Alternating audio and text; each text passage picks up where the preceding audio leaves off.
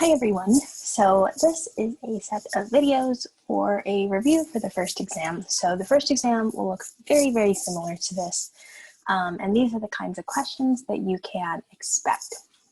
Another really great way to study, a great way to study is to watch these videos and complete this review. I would recommend doing it yourself first to see how much of this you can do on your own without notes. Another really good way to study is to do the chapter quizzes on WebAssign. Those are really helpful and they boost your homework grade, but another resource is this video. So all tests are out of 100 points. A correct answer with no work is only worth 1 point. So definitely show your work. And I'll kind of talk about that more as we go along. And if it tells you to explain, you don't have to write a whole paragraph. Just write enough explanation that it all makes sense. Okay, so the first thing is writing the negation of the statement. So the statement is that math is confusing and difficult. So this is of the form P and Q. So remember, we have these connectives, and this one is and. So if we remember, so this is of the form P and Q. So when we negate P and Q, we have De Morgan's laws, which tells us this goes to not P or not Q. So when we negate this, we negate each part. So the negation is math is not confusing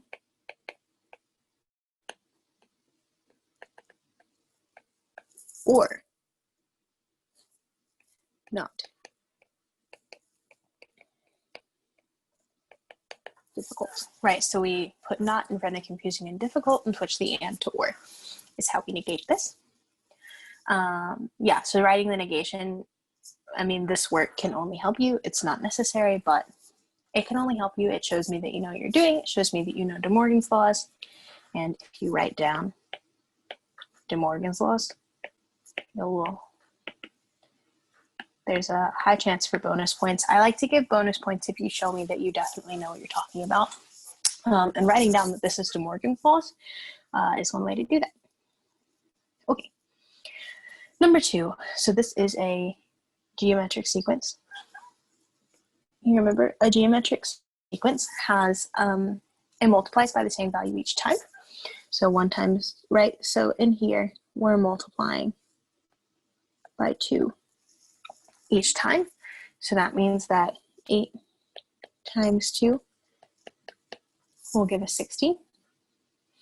And what's the nth term?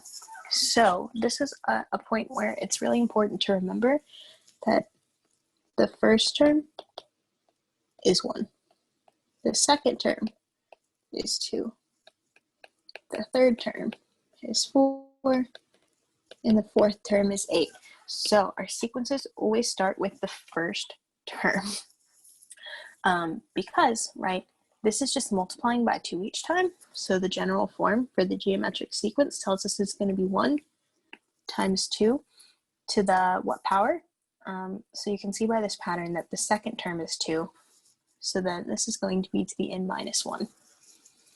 That also fits with the general form of the geometric sequence. So this is 1, our first term, times 2 to the n minus 1. So the nth term is just 2 to the n minus 1 when you simplify that. Okay? The next one, I recognize I'm going a little bit faster in this video than some of the other videos because this is a review. These are things you should have known before you're watching this. So that's why I'm going a little fast. Okay. So next is set theory, section 2.1. So a magician has a set of tricks that he uses in his magic shows. Most of his tricks involved cards, mirrors, or rabbits, and the way those are distributed is in the Venn diagram, and we want to find out how many things are in these different sets. Okay, so, right, remember this box is our universal set U. We want to see how many things are in C intersect M, so I'm going to kind of use some shading here to help us. So C intersect M is going to be right there. Well, you kind of can't see the numbers anymore. So C intersect M is this little wedge that kind of looks like either like an eye shape or an almond shape. So how many elements are in there? All we do is just add it up. 3 plus 4. I think shading the different parts is really helpful. So if you want to shade it in different colors and then label it, I think that would really help me see what you're seeing, especially with awarding partial credit. Okay. So now we want to look at R union M. So we take all of R, well, and we take all of M. Okay, R union M is the screen right here. So again, we just count the number of elements there. So this is 3 plus 7 plus 4 plus 2 plus 5 plus 6. So that's 10 plus 12 is 20, is 22 plus 5 is 27. Oh, I didn't put the equal 7 here. So this is 27 elements, right, just from shading it. Okay, so next, how many elements are in our complement? So I'm going to kind of clear our picture here.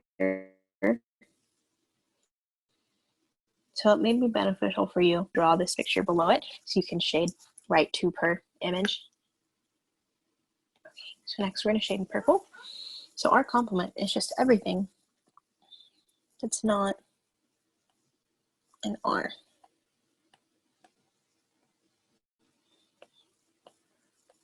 Right, so it's everything that's not in this R circle. So we just add up those numbers again.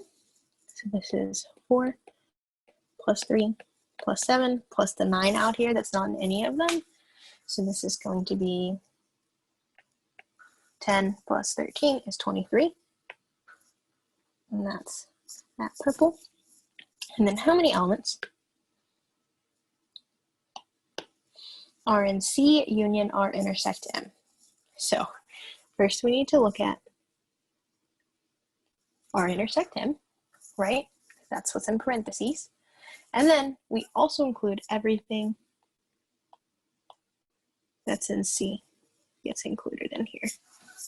So that's C union R intersect M. And again, we just add up everything. So this is 4 plus 3 plus 5 plus 4 plus 2, which is 18. Okay, so right, this is just a matter of identifying the correct sets and then just adding them up. So again, right, shading these things and labeling them is a really easy way to get partial credit and make sure that I know what you're talking about. Okay, I had 2 3s here. Sorry about that. So this should actually be 4.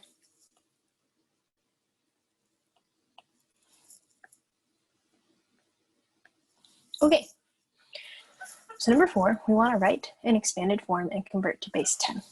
So we're looking at 5, 7, 4, base 8.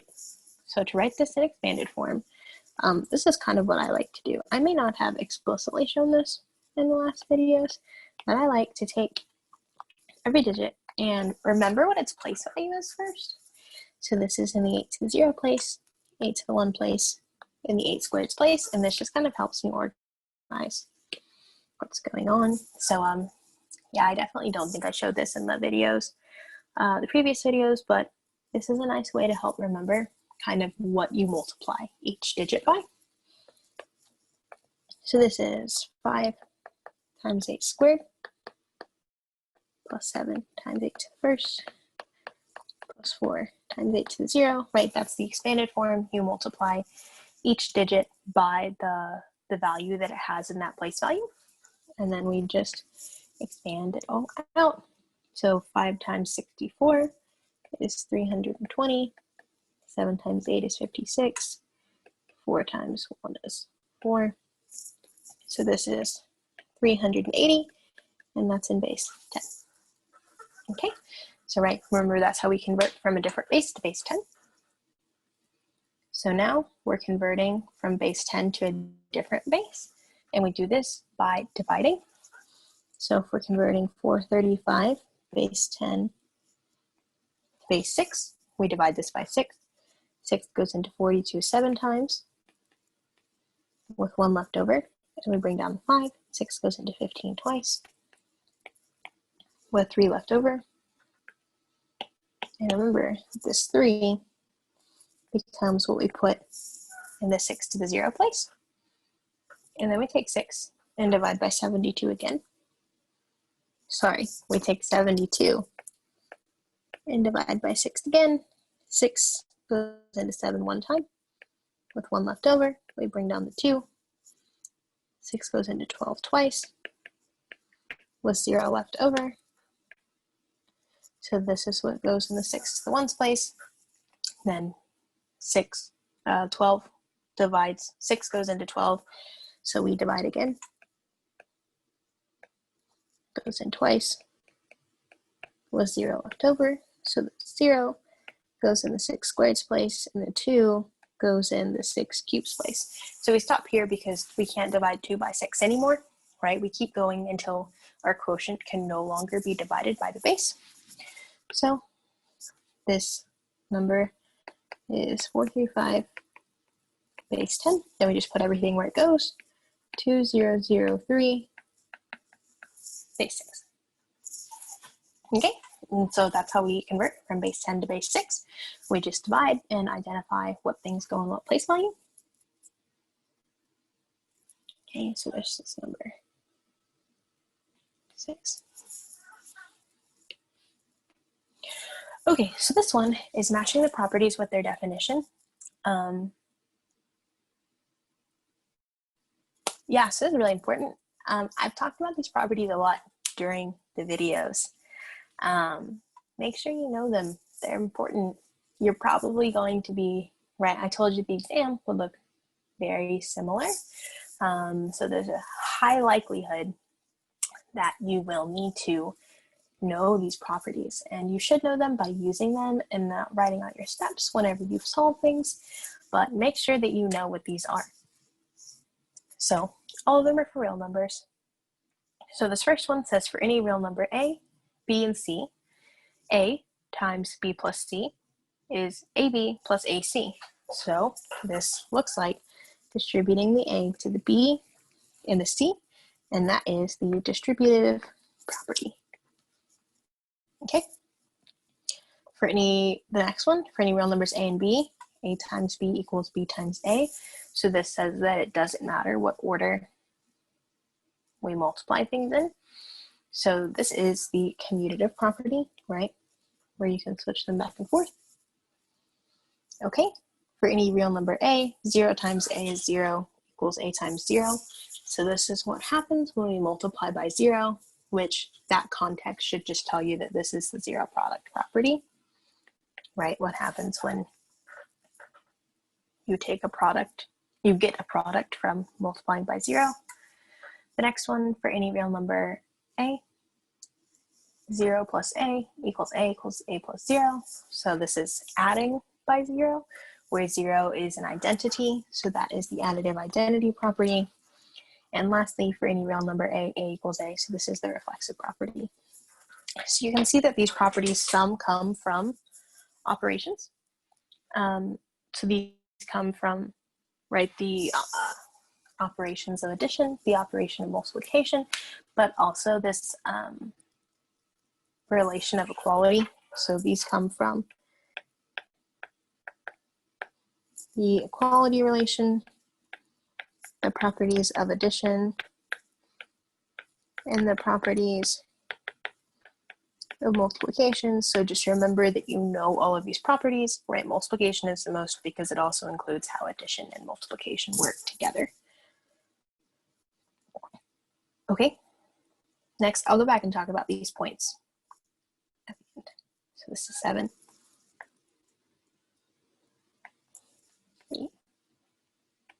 Okay, 7. We add the following things in base 5.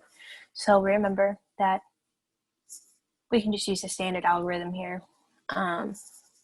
You've learned all these different algorithms for adding. You can just pick one to use it. Typically, we just use the standard one, so that's fine to just use the standard one. So in our ones place, we add 1 and 2 to get 3. In our fives place, we add 2 and 4, which we know that, go ahead and write our addition table for base 5 over here.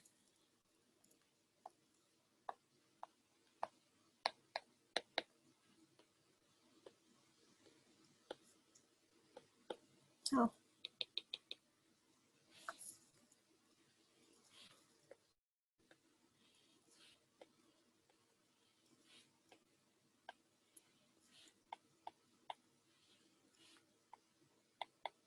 Okay. I like to score these so that it's just easier to see what's going on. Okay, pull these in blue. 0 plus 0, 0 is the additive identity, so these all just stay the same right here in the first row in the first column. Then we add 1 to everything. 1 plus 1 is 2, 3, 4. 1 plus 4 is 1, 0. 1 plus 1, 0 is 1, 1. Okay, and when remember we have this nice symmetry where we can just copy every row into every column. Okay, then we add 2 to everything. 2 plus 2 is 4. 2 plus 4 is 1. Sorry, 2 plus 3 is 1, 0. 2 plus 4 is 1, 1. 2 plus 1, 0 is 1, 2. Okay, then we fill it in. Okay, now we add 3 to things. 3 plus 3 is 1, 1. 3 plus 4 is 1, 2. 3 plus 1 is 1, 3. Then we fill it in again. 4 plus 4 is 1, 3. 4 plus 1, 0 is 1, 4. And then 1, 0 plus 1, 0 is 2, 0. Right, okay. Good. Okay, this is the multiplication table for base 5. Make sure that you know how to get this the addition table for base 5. Make sure you know how to do addition in the different bases. The only base where I might ask you to write at a table is base 5. I'm sure you've noticed we like to use base 5, 8, and 16. I'm not really sure why, but those are the most common things that we talk about are 5, 8, 16. Okay, so now that we have this, 1 plus 2 is 3. 2 plus 4, as given on our table, is 1, 1. So we have 1 and carry the 1.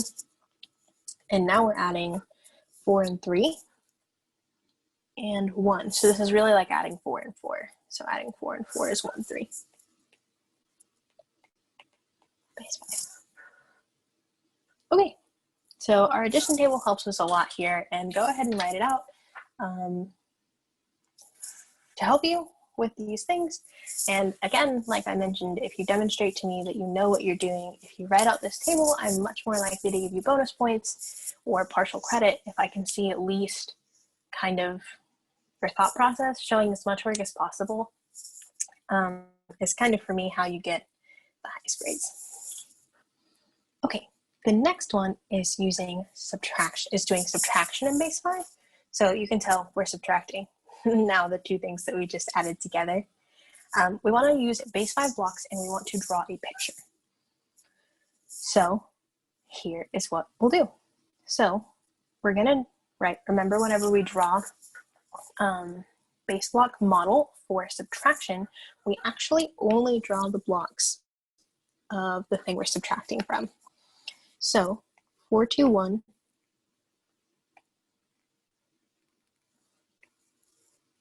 has 4 flats, 2 longs, and 1 unit. Okay, so now we want to take away 3 flats, 4 longs, and 2 units. So first off, we want to take away 2 units, and we cannot do that. So because we cannot take away 2 units, we're going to make one of these longs. We're going to make one of these longs into 5 units. Okay, so that way we can take away 2 units. So I'm going to write blue is a regrouping, and red is actually going to be the taking away or the subtraction. Okay, so we regrouped one long into 5 units, and now we can take away 2 of them. Okay, so now we have 1 long left, but we want to take away 4 longs. So we take 1 flat and regroup it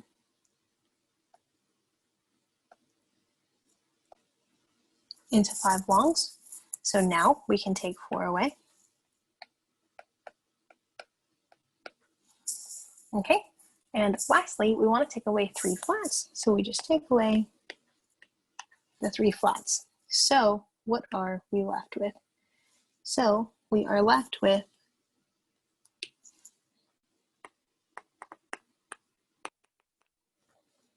4 units and 2 longs.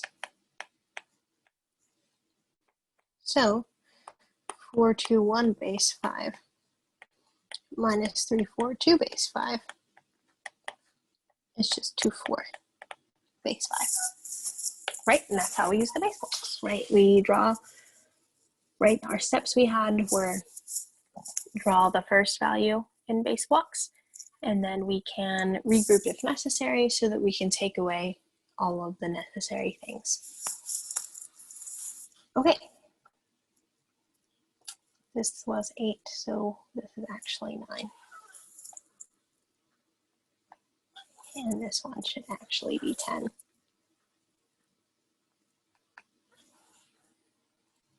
Okay, number 9, use the area model to explain how to multiply 13 times 7, draw a picture.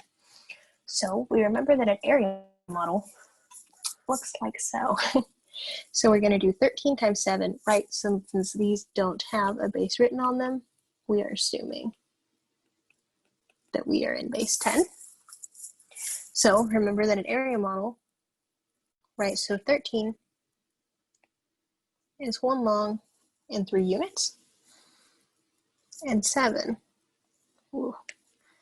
is 7 units.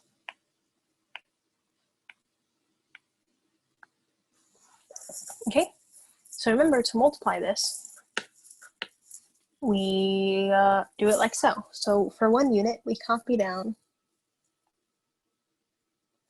each thing. So for each unit that we multiply by 13, we are going to end up with 1 long and 3 units. We're going to do this 7 times.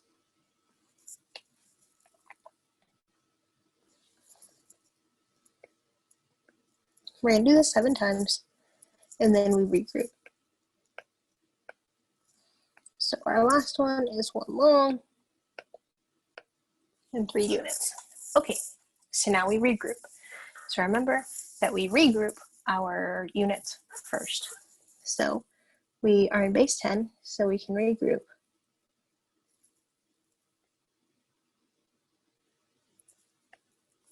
these 10 units. 2 long.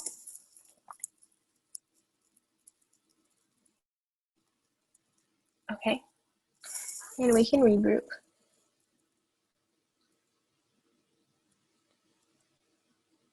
these 10 units. 2 long, so we'll have this 1 unit left over. And now how many longs do we have? 1, 2, 3, 4, 5, 6, 7, 8, 9. So now we have 9 longs and 1 unit. So 13 base 10 times 7 base 10 is 91 base 10. Okay, right, so this is how we use our area model. So that's how we do it. Okay, lastly, we want to explain how to divide 20 divided by 5 using a partition model. So remember that a partition model, this is the example of if we have 5 kids and we have 20 cookies to give all of them. How do we do that? So we're going to have one circle denoting each of the 5 things that we're distributing into, right? So the 5 kids that each get a cookie. And so now we're just going to put 20 things in there and counting up. 1, 2, 3, 4, 5, 6, 7, 8, 9, 10, 11, 12, 13, 14, 15, 16, 17, 18, 19, 20. So that's how we do it, but you need to explain it in words. So you would draw 5 circles to represent, well, we would draw 5 circles. Well, I guess that's representing the divisor.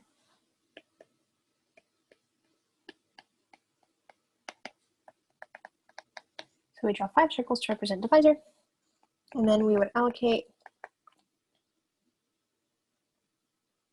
I don't really know what to call these without a word problem. So we draw 5 circles to represent the divisor, and then we would put 1 X in each circle.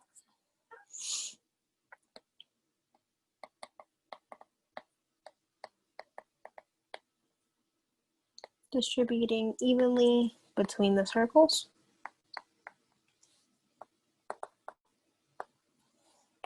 Until you get to 20.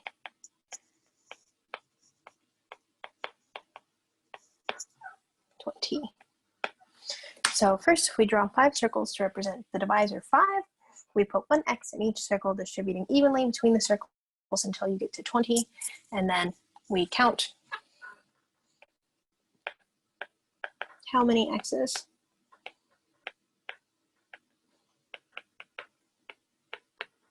are in each circle. Okay. So you would explain this using words, right? So explain said be concise and brief, but put enough words that I know what you're talking about. Okay, so let me go through and explain these points.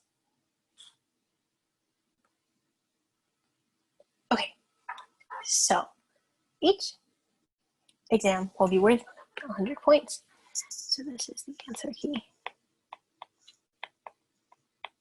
So each exam will be worth 100 points, broken down like so. So the exam should say how many points each question is worth. So the first one is worth 10 points. The second one is worth 8 points. And if it's a question with parts and you see that it's worth so many points, it's divided evenly each time. Just like down here, this is worth 12 points, but it was divided by 3 each time. And each part was only worth 3 points. Then these questions were worth 10 points, 15 points. And again, you can see that each part was worth 3 points. And then the rest were just standard 10 points each, with this last one being 5 points.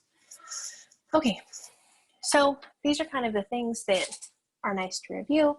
If you want a more comprehensive list of things to review, check out the quizzes, right? The quizzes are a more comprehensive overview of the different concepts you need to remember, whereas this review was just, the exam will be almost this exact same structure and layout. It'll be 10 questions worth roughly these amount of points. So this is a good indicator of how the exam will look, whereas the quizzes on WebAssign are a good overview of what different concepts are the most important that you need to remember. So that's all for this video.